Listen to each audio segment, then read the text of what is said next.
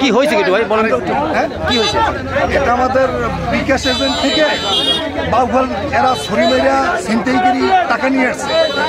তারপরে মসজিদ মাস্টার কাছে আতঙ্করা ফোন দিচ্ছে, আমাদের ঠাকুরের বাজারে ফোন দিচ্ছে। দেওয়ার পরে আমরা ঠাকুরের বাজার থেকে নামছি, নামে দেখুন একটা গাড়ি ভাড়াই গেছে, আর একটা গাড়ি ব্যাগ দেওয়ার পর ওর আবার ব্যাগে আসছে। তখন আমরা 2-3টা গাড়ি পিছনে পিছনে আসছি। আসার পরে আমরা গাড়ি থামাইয়া চলে গেছে, ওগুলো ধরাইয়া মানে দৌড়িয়ে ধরিয়া জনগণ ধরছে। তারপর আমরা অর্গরের সেট করছি, যাইয়া তো ওটা আগে ধরে তারপরে জানি আসলে কি।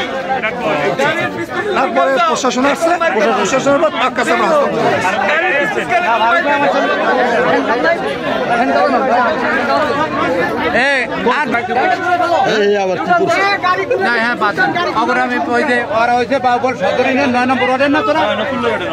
মনে করো যে আর সালার পর সালারা এই সরকারের আমলে এই শুধু হালার ফালারা